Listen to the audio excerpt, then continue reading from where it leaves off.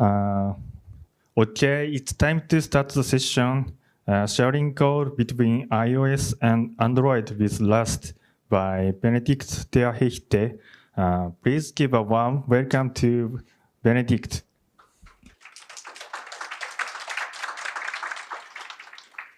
Konnichiwa, thank you for being here. My topic today is this, sharing code between iOS, Android, and Rust. I am Benedikt. I work at a German company. I have a blog, and I'm mostly an iOS developer, actually. I work at this company in Germany. It's a big social network. We have 15 million users, and we have native apps on all platforms. That means we have a iOS app, we have an Android app, and we also have a Windows app that's used by a lot of people because our app is pre-installed on every Windows device you buy in Germany. So we also have a lot of Windows users. And when you have 3 platforms that are all native, you end up with implementing everything 3 times, right? You also write the same bugs 3 times.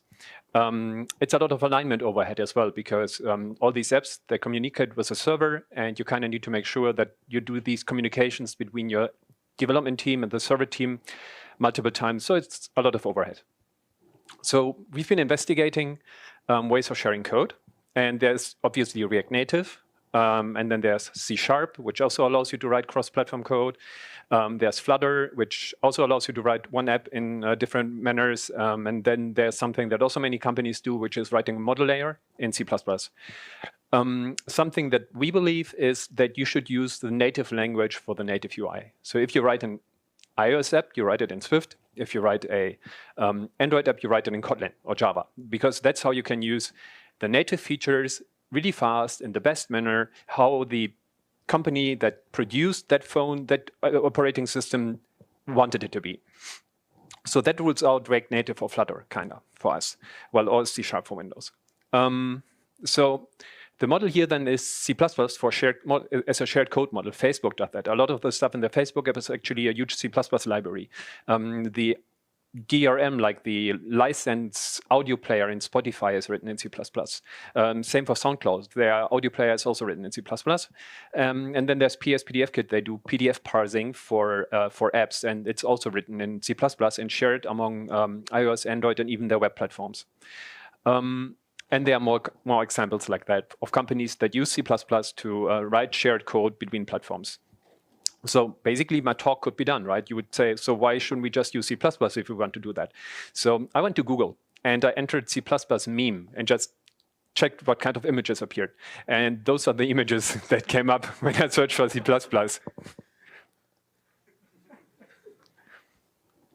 This is actually, the question is C++ really a terrible language? and I mean, if Elon Musk says it, right, it has to be true.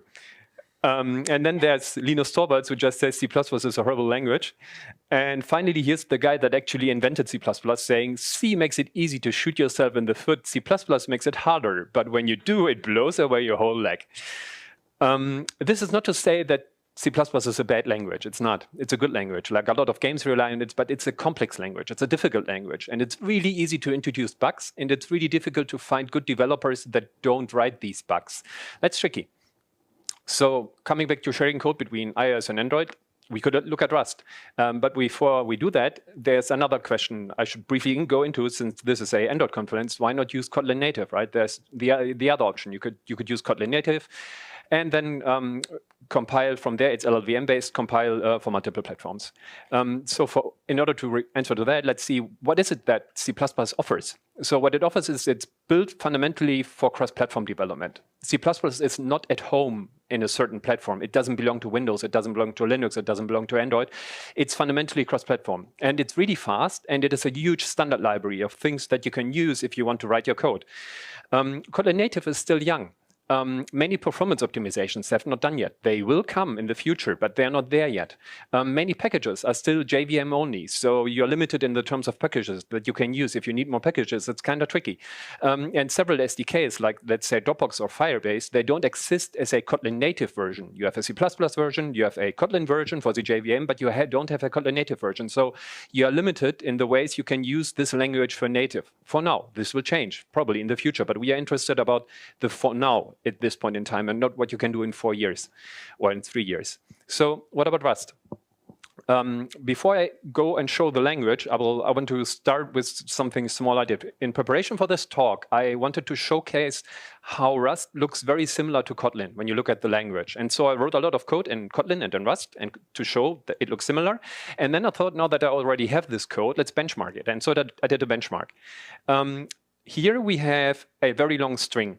There are numbers in there and white space and commas. And the idea is to split it up by comma, then trim away the white space, convert it to integer, and filter then all out that are smaller than 100 and sum it up. So this is the task.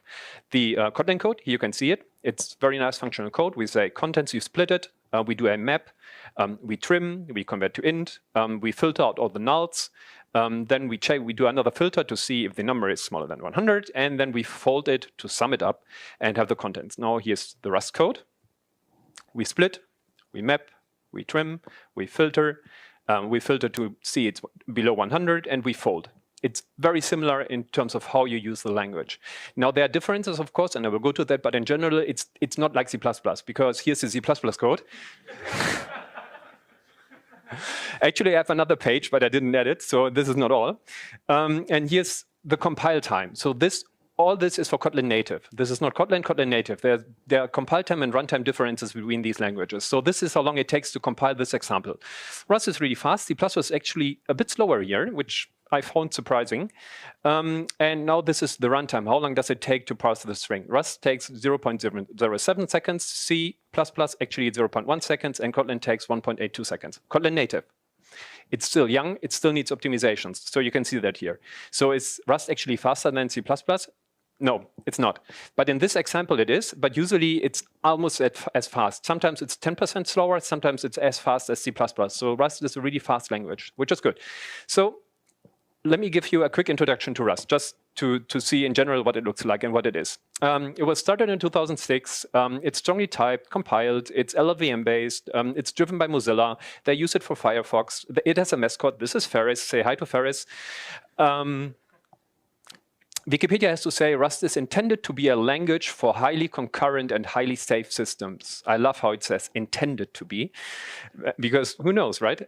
Some projects using it. Firefox is using it. Dropbox wrote a custom server and client file system. So if you have Dropbox on your computer, the Dropbox app, a lot of the file system code in there is written in Rust. Oracle uses it for containers. Yelp uses it. Cloudflare uses it. It's a very much a cross-platform product, just like C++. It's not at home on a certain platform. Firefox is using it, obviously. Firefox runs everywhere. And as such, the package ecosystem, like all the packages you can get, are usually always working cross-platform out of the box. They work on Windows, Linux, macOS. Oftentimes, even the UI libraries are cross-platform. It also compiles to quite a lot of architectures, operating systems, and targets. I mean, this is just gibberish, so let's get rid of it. But you can use it for a lot of different things. So let's look at the language itself. This is what it looks like. In the first line, we create an array. They're called vectors in Rust. And it has a couple of numbers, and then we can iterate over it. This looks very similar. And then we can also do a functional for each. And this weird syntax here, that's a closure. They stole the pipes from Ruby if you do Ruby. Then you can also create mutable vectors where you add stuff that looks like this. You add a let mut. Here, this guy, and this makes it mutable, and this works for everything. So if you make a string here, you say let mut, and then it's a mutable string. And here we call the message make ASCII uppercase, and what it does actually is it takes only the ASCII characters, make them uppercase, and leaves the rest alone. So it's fully Unicode conform. This is what functions look like. First parameter, 2-parameter output, and you return something. I mean, compared to Kotlin, you see it has one letter less. It doesn't say fun, so you save one letter. It doesn't have classes. It has structs. Structs are kind of like sealed data types. So here we have a struct. It has a string and a user, and then we can implement functions for it, like this formatted, which returns the thing in a formatted manner. It also has sealed classes or enums. It's a mix in between. So here you can have a enum that is red, green, blue, but you can also have an enum expression, and then each case in the enum can have additional data, and you can match on that and use it in various manners. So usually like every modern language does. It has generics. Here we have a container for a value t. And the syntax should be familiar to you. We can create a container like this. We don't even need type annotations. It will figure it out because like a modern language does it. This is all not surprising, I feel, and that's good. You can also add generic constraints. So you can say we have a function at anything, and it has a type n. And this type n has to be add, which means it can be added. And that's why we can add it, even though we have no idea what it is. It can be anything, integer, double. As long as it can be added, it's fine. And in addition, we can tell that the output of the add should also be yeah, you get what I'm saying. I feel it's like not surprising. It's the typical use case in a modern language. This is what interfaces look like. So here we have an interface. We say something is countable and should have a function counted. And then when we want to implement it, this is what it is. Like this is our interface again. They're called traits. We have a struct number. We implement countable for a number. And then we implement the function implementation and return the number that we have. So in this case, it's like our own number here. What it doesn't have is classes. So you cannot do inheritance. I feel this is good because it prevents you from a lot of complicated things that in the end bite you. But it still takes time to think around and to figure out how to do things without classes. Instead, it does have reference types. So you can basically, you can have a struct, and that struct can be referenced at many places. That's not the problem. And it has interface inheritance. So your interfaces can inherit from each other, just not the structs. It doesn't have runtime reflection. At least it only has limited one. So, but it does have a very nice hygienic macro processor that basically does a lot of things at compile time that you would do at runtime with reflection. It also doesn't have function overloading, which I find weird. But it does have operator overloading, which I also find weird. Now some more code examples. So this is the same as before. I wrote code to show to you how the languages are similar in what they look like, and then I decided to benchmark it, and was kind of surprised by the numbers. I did this on a recent Mac Mini. I feel like the Kotlin code is weird that I wrote. Please tell me afterwards. I have a whole benchmark suite, and there's also Swift in there and other languages that I will release at some point on Twitter. I'm still fine-tuning it. I've used the most recent version of Kotlin Native, the most recent version of Rust, and the most recent version, well, not the most recent version, but a recent version of C++. Oh yes, you had that before. See, this is how you can distinguish between what code is what. The first problem is finding prime numbers. And you don't have to understand the code, honestly, don't. This is just a weird way to finding prime numbers. Just see how it looks very similar. This is the Kotlin code, and we check if a number is bigger than 1. In Rust, we check if a number is bigger than 1. And then here we create a range from 2 until num, and here we create a range from 2 until num. And then here we say if any in there modulus n is 0, and here we say if any in there modulus num is 0. This is not different code, in my opinion. Like I can read them both, and they're very similar. So when you compile them, it takes quite a while for Kotlin, and Rust and C++ are kind of similar. And when you run them, again, we have a similar issue. Rust takes 0.85, C++ 0.5, and Kotlin takes 90 seconds to run this. Kotlin native, of course. Then this is another issue thing we have. Again, you don't really have to understand the problem. I have a very, very long array of numbers, and then I'm splitting it up into smaller numbers, like into smaller arrays, and then I'm adding them up, and then I'm summing all that up. So this is the idea here. Like you have a huge array and make even smaller arrays out of it, and functionally sum them. So, oh yeah, I even have animations. Look at that.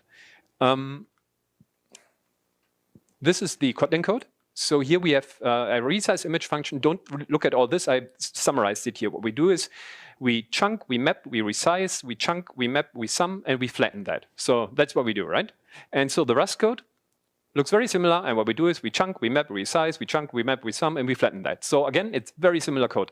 The only difference mainly in the Rust code is you have to call this collect thing here, which tells Rust to finally it has a iterator, it's called. So it tells it to finally flatten it to a vector. Before that, it's a different structure.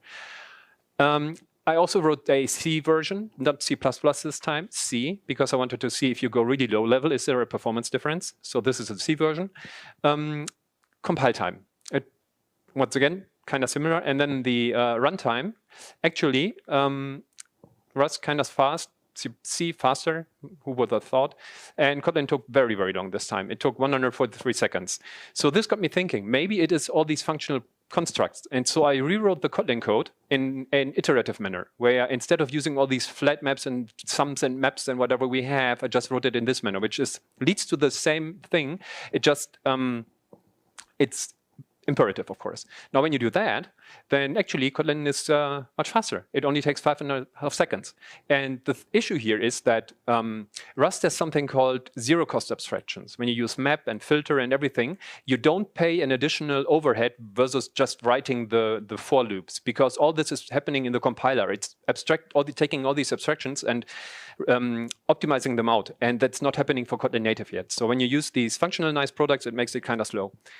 And then the final thing I have is we have JSON. This is what it looks like, because I felt JSON parsing is what we do a lot. And so we have this JSON here, and this is the Rust code.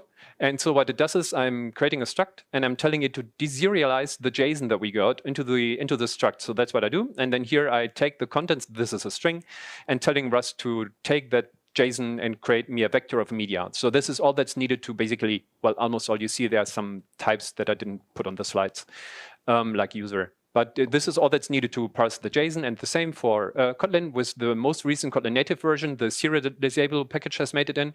So we can use it like this. Looks very similar again. And here I took a 27 megabytes JSON file and put it into structs. It took 0.17 seconds for Rust, and it took almost 16 seconds for Kotlin. One thing I didn't show you actually all the time was the memory overhead. So how much memory does it consume to do these things that I just did, right?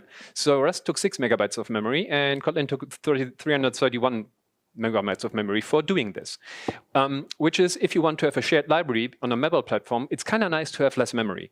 Again, I'm not saying that, so this is about Rust, Kotlin native, not about normal Kotlin, and also this is a language that's very young. It will be improved, so this is only a point in time, but still at this point, Rust is clearly the faster language. So we saw that the code is very similar, it's much faster, it consumes less memory. Going back to this, our initial question, sharing code between Android and iOS with Rust, how would you do that, right? If we, based on what we just did, I would focus on the model layer, as I said, and use the native languages for the code. And for iOS, you would compile it into a C library, and then use it via the Objective-C bridge. And for Android, there's a Swig compiler, that's what it's called, that basically compiles the Rust into a Java library. And so now I have a demo where we can see how that works. And I hope this works, because with demos, you never know. So first, let me show you the Rust code. So this is, can you all read this? Is it big enough? Good. So this is the Rust code. It's very, very simple. I just wanted to have a simple example. So here we create a struct. It's called worker, and there's two functions. We can create a new worker, and we can call something called action. Action receives a string, and what we are doing is we will take the string and replace the word world with the word Tokyo. And so when I go to Android Studio, here's basically how we call it. We create a new worker, and we say worker.action, and we give it the text hello world, and then it will take hello world and will replace the world here with the word Tokyo. So I will do that. Oh, it's still running. Let's run it again. And I will also show you what it looks like in Xcode, because we need to look at Swift code as well to see that it's cross-platform. In Xcode, it looks a bit different. We create a new session, and you will see in a minute why that is. We create a new session, and then we call session_action with hello world, and have to call this weird take retain value, and then what we get back, we apply to our label. So it's kind of, the idea is similar, but it looks a bit more involved. So I'm also running this. Let me go to where my emulators are. So we already see the Hello Tokyo here, and we already see the Hello Tokyo here code. That's working. So now let's go back to the Rust code. And now what I'm going to do is I'm going to paste here another word for Tokyo in, and we will go back to Android Studio, stop it, and just recompile. So I didn't do anything in the Rust editor. I'll just do recompile here. And let's go back to Xcode and do the same here. And if the demo gods are kind to me today, then, yeah, as you can see, though, the change I did in the Rust code is happening immediately. So it's really easy to work with the code and have it be part of the build process, so that you don't have to mess with editors. Also, don't mind my desktop, please. when we go back to the Rust code, the way this works is for Android. It's really, really simple.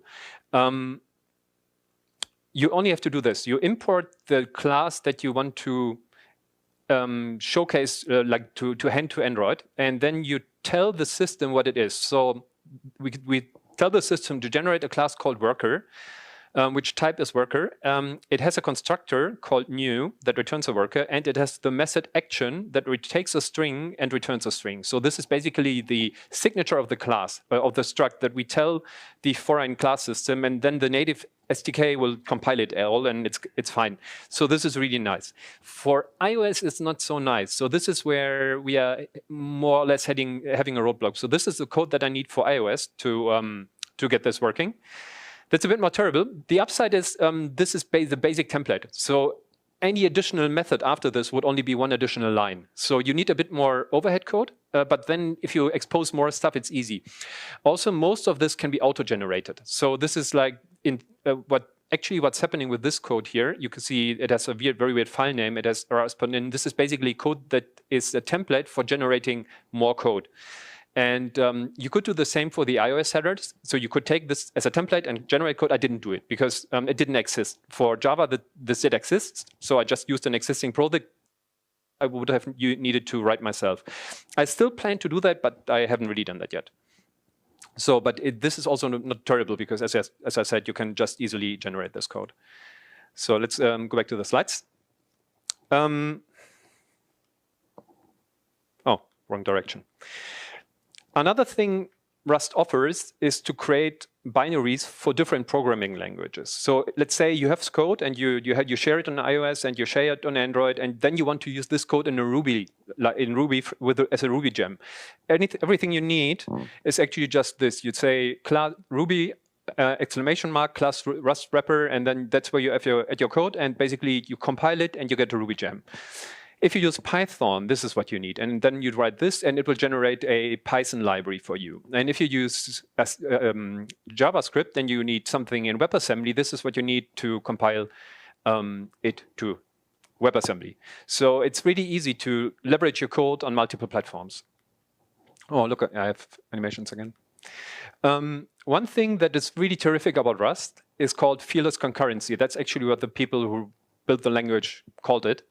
What it means is that nowadays multi-core devices are more and more important. They're ever more common. Like most devices have oftentimes even small devices, 8 cores. So especially in the model layer, you really want to use all these cores as efficiently as possible. When you parse JSON, when you do things, maybe you're calculating images, you want to use these cores. But multi-core programming concurrency, it's really difficult. There are lots of concurrency bugs like data races that are really easy to do in most languages. So here I have an example. This is Rust code. And so what this does is here I'm creating a mutable array, and here I'm creating 100 threads. And from each thread, I'm trying to push data into the array. Now, this is a data race. This you shouldn't do. And in Swift, for example, this would compile totally fine and crash at runtime with fire. In Rust, it doesn't, because the compiler says, well, this is not possible because each thread takes ownership of, so each thread basically takes the data in. So you can't do this. In order to do that, you have to explicitly tell the compiler that you want to move the array data into the thread. So let's do that. We add the move here. And when we do that, the compiler again complains because the first thread that is spawned will move this array into the thread. The array is gone. But then the second thread can't move data again. It's gone. It doesn't exist anymore. Like the first thread takes data and then it's gone. So you can't capture it of moved value. So this doesn't work. So the next thing you do is if you want to have in Rust references, like multiple references to one variable, you use a reference counter. So this is called arc. It's atomic. You can use it from threads. So that's what we do is tell Rust, okay, create an arc for this thing. And then you basically create a new reference here. And then you move it into the thread. Now this works. The problem is these are always immutable. You can't mutate them because if you could, what would happen is this thread, like the threads here would mutate at the same time.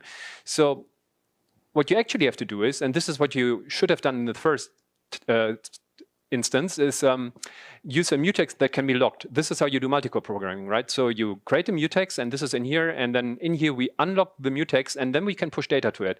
And this is basically how you should do it, but in most language you can just do it however you want. But in Rust it doesn't even compile except if you do it properly. So if you try to do anything with your data and with multi-threading that is not proper, it will not compile. This is a very arcane example, but there are also examples like this. This is a library for Rust. It's called Rayon, and what it does is you give it, if you have an array of stuff, you can just create a parallel iterator. So if you do that, it will optimize based on the number of cores that your device have, use map in a concurrent way and accumulate it all up and sum it. And this works for all kinds of things. So if you, let's say you have some data and you map over it, you can just write par-iter, and then it's faster because it uses multi-core, and you don't have to think about the complexities of concurrency programming. And these are just two examples, but the designers behind Rust and the people use it, they are really, really interested in multi-core programming. So there's a lot of very good libraries, and the language just excels at it, and it's constantly improving. So it's even getting better at multi-core programming, which I find very attractive. We have a couple more features that are really awesome about Rust. The first one is that it has hygienic macros with IDE support, so you can basically you can transform your code in a very nice manner. It has Go-like channels in the standard library. It has futures for async await. They're kind of there, but the syntax is awful, and the nice syntax is coming soon. It also has SIMD support, so you can write code that is optimized for the vector extensions of your processor. It also has limited support for using C++ libraries, which is a very tricky thing. That's why it's only limited. It also has really, really fast web frameworks. There's this thing called Tech Empower benchmark, and I don't have a link here right now, but you can ask me afterwards. And they do a test of 300 web languages and frameworks to see which is fast, and Rust is always in the top 5. So it's a really fast language for web frameworks. It has a fantastic package manager, the best one I've ever used, honestly. Like, I enjoy using it compared to the one in Python or the one for Ruby or the one in Swift. It's just a very, very nice package manager. I love using it. It has a very welcoming community. So the upsides are it's easier and safer than C++. It's also much more similar to Kotlin than it is to C++, right? It's really fast. The binaries you generate, they're kind of small, so they don't bloat up your application. A base binary that does string processing and so on is around 500 kilobytes, and from there it only adds minimal to it. It consumes very little memory. It excels at concurrency. It's great for cross-platform development. You can share code with Ruby, Python, and backend, and so on. Now, having no classes and no easy shared mutable state also sometimes makes things difficult. You have to rethink how you write code. This is one thing that's difficult. The initial learning phase is also complex. Memory management in Rust is different, and it took me a bit of time. It took me like 2 to 3 months of not being very happy until I really understood how it works, but then it's easy. It's just you need to the initial phase is a bit hard.